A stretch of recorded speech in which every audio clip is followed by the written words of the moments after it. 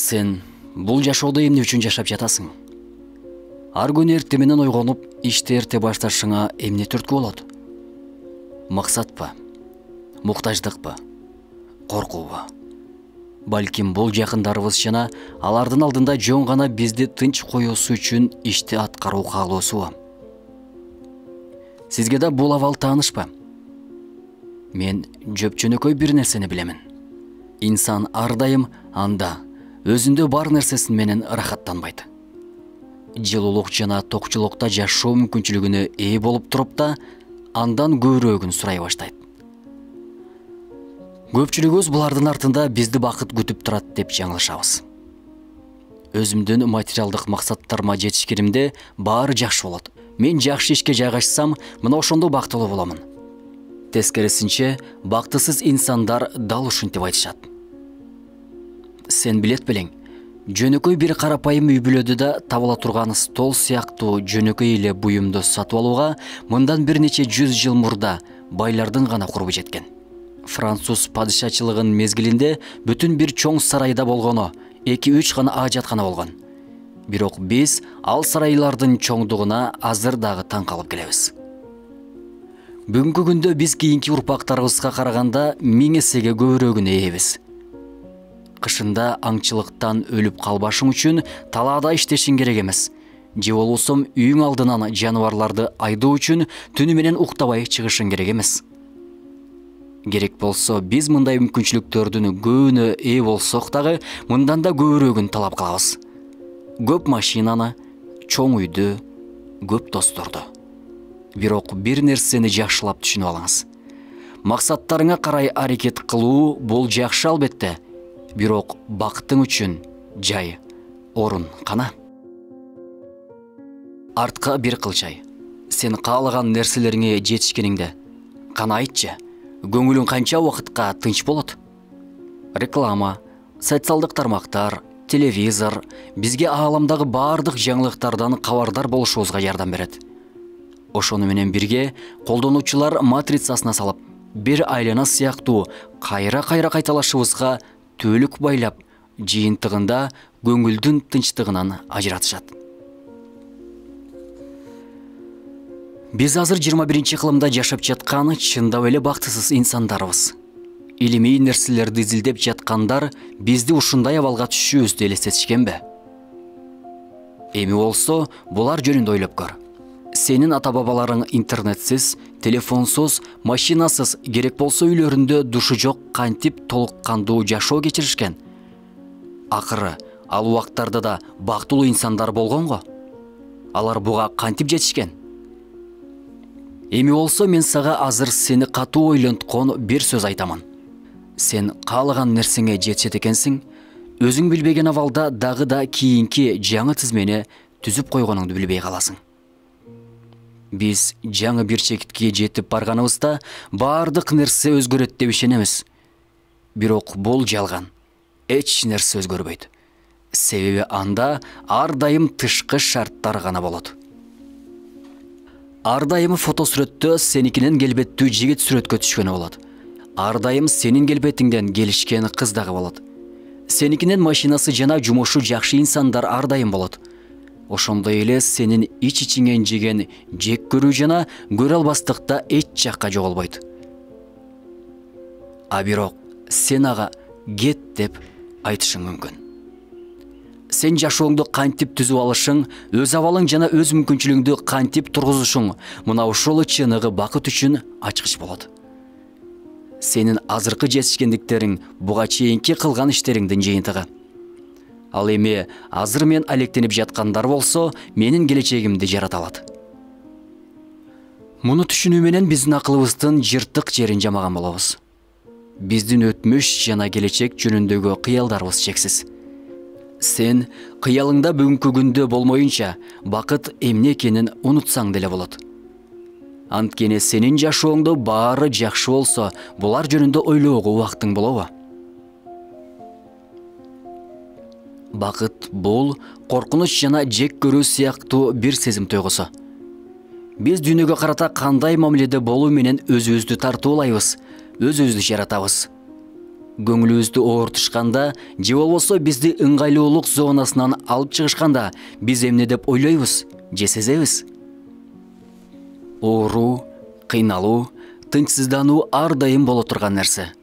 Кодум жашоо жана өлүм бар болгону сыяктуу. Биз өзгөчө дүйнөдө жашап жатабыз. Жана бул планетада жашап калуу үчүн ар дайым күрөшүп барабыз. Биз көбүнчө өзүбүздү аңдап билбеген абалда максаттарыбызды баардык нерседен жогору коюп, өзүбүздү күрөшүүгө жана айлана тегерекке ыңгайлашууга даярдайбыз. Сен өз бактың үчүн бир жолу болсо да бир нерсе кылгансыңбы? Эгерде сен ичкилик жана көңүл ачууну бакыт деп эсептеп жаткан болсоң, анда сага боорум ачыйт тууганым. Чыныгы бакыт эмне? Билесиңби? Бул жашоодо сен үчүн табигый болгон нерсени аңдап жетүү.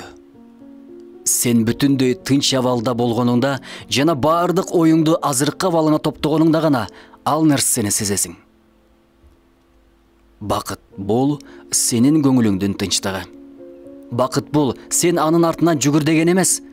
Бакыт бул азыркы мүнөттө бактылуу болуу. Ал жөнүндө ойлоо, аны жөн гана күтпөстөн азыркы абалыңда бактылуу бол дегени. Билесиңби, сен бактылуу болгонуңда сааттар менен мүнөттөрдү санап олтурбайсың. Менимче баарыбыз балалык мезгилде ар кандай оюндарды ойногонбуз. Сен азыр ошол абалда бүткүл денең менен берилип, ошондогу ойноп жаткан мезгилиңдесте. Ошол убакытка кайт. Бул бир чети кызыктуу, бир чети болсо кыйын албетте. Бирок аракет кылып көр. Көзүңдү жумуп, ошол убакытка кайт. Сен анда жыгыласың, уруласың, бирок сен ага эч кандай көңүл бурбайсың. Ооруу бир заматта жок болот. Аны унутасың. Анткени сен үчүн жыгылганыңды ойлогондон көрө ал жерде ойноп калуу, жыргап жатканың кызыктуу жана маанилүү. Сен жеңишке жетесиң. Бирок сен муну көбүрөөк максатка жетүү эмес, болгону аны жагымдуу бонус катары кабыл аласың. Сен үчүн бул жагымдуу, ырахат алуучу жараян.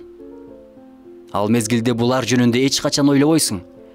Капалануу жана коркуу жөнүндө такыр унутасың. Анткени бул жөн гана оюн. Сен ага кантип кирип кеткениңди өзүң да байкабай каласың. Бирок эми оюндун максаттары жана кандай ойношуң керектиги жөнүндө ойлоно баштаганыңда, эми иштердин баары тескерисине айлана баштайт.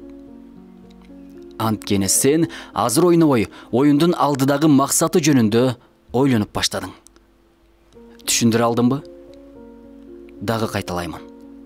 Ойноп жаткан оюндан ошол мезгилде жыргап, ырахатын сезбей, алдыдагы жыйынтыгы жөнүндө кыжаалаттанасың. Мындайча айтканда, биз агымга каршы сүзө баштайбыз. Жана дагы аң сезимибиздин иштөөсүн бузабыз. Агым бул жашообуздагы чыныгы бакыт. Мындай абал иште, окууда, достукта, мамиледе, сен үчүн маанилүү болгон баардык нерседе болушу мүмкүн. Анткени сен алдыңа кубанычты сезүү деген максатты койбогон элең да. Аны өзү сен досторуң менен ойноого толук берилип кеткениңдин натыйжасында гана пайда болду го. Албетте, бир убакыттын өзүндө көңүлүңүздүн баарын азыркы оюнга жана анын алдыдагы белгисиз жыйынтыгына топтоо эч качан мүмкүн эмес. Ийгилик жана бакытка жетүү үчүн дагы эмне керек? Чыныгы бакыт жана ийгиликке жетүүнүн сыры турган абалың. Азыркы учуруң. Бул учур менен ынак болуп, ага бар жогубузду багышлайт экенбиз, өзүбүздүн алдыбызда бакыт эшигин ачабыз. Бакыт бул аракет. Бул жараян алар чечимсиз жана алар эч нерсе кылышы керек болбогон абал. Бакыт бул биздин жүрөгүбүздүн, көңүлүбүздүн ичинде сакталат. Тажрыйбалуу спортчу дагы катуу машыгуулардан соң анын бүткүл денеси зыркырап ооруп жатканына карабай, өзүнү бактылуу сезет го. Ушул нерсени эсте. Сен ойноп жатканыңда чындыгында эмненедир, кандайдыр бир маанилүү иштерди аткарасың. Ал эми сен өзүңө купулуң толбогон чакта болсо, азыркы учурда аткарып жаткан иштериңден да купулуң толбойт. Бир гана аракеттериңизди жана максаттарыңызды тартиптеген абалда бакыт агымына ээ болушуңуз мүмкүн. Дээрлик баардык изилдөөчүлөр бирдей жыйынтыкка келишет. Бир гана максаттарыңызды өзгөртүрүү менен жашооңузду өзгөртүрүшүңүз мүмкүн. Алар ушундай татаал жана узакка созулган жараяндын айланасында жаңы аракеттерди, жаңы чындыктарды жаратышат. Демек сен азыр мен айткандарды баштаарың менен сен азыр бул жерде жашап жатканыңды сезе баштайсың. Ошону менен биргеликте сенде өзүңө болгон ишеним концентрациясы, жумуштагы ийгиликтердин даражасы артып барат. Бактылуу болуу үстүндө эч болбогондо 1 жыл иштөөнүн артында сиз буга чейинки жашаган өмүрүңүздү акмакчылык экенин түшүнөсүз.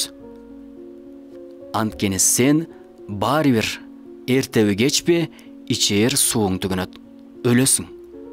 Баары өзгөрөт, биз картаябыз. Бирок дүйнө өзгөрүүсүз калат. Биздин максатыбыз жөн гана өмүрүбүздүн акыркы күндөрүнө жетип баруу эмес, балким өзүбүздүн жашоо жолубузду максималдуу түрдө бактылуу болуп өтүүбүздө турат. Өмүрүбүздүн акыры менен биттешкенибизде эч нерседен өкүнбөй жөн гана жылмайуу үчүн. Жашообуздун акыркы күндөрүндө баардык нерсе өзүнүн мазмунун жоготот. Баардык пландар, түшүктөр. Ошондо сен бул жашоодо ар бир көз ирмем баалуу экенин түшүнүп жетесиң. Бул сенин агымдан ырахат алуу менен жеңишке жеткениң сыяктуу. Дем алып жатканыңда дем алуу жөнүндө ойло. Дем чыгарып жатканыңда дем чыгаруу жөнүндө. Иштеп жатканыңда болсо бир гана иш жөнүндө ойло. Сезимиңдин үстүндө иштөөнү токтотпо. Анткени жараткандын берген эң чоң байлыгы бул сезүү, туюу. Ар бир нерсенин ырахатын, даамын сезүү менен жашооңду толук жашап өтөсүң.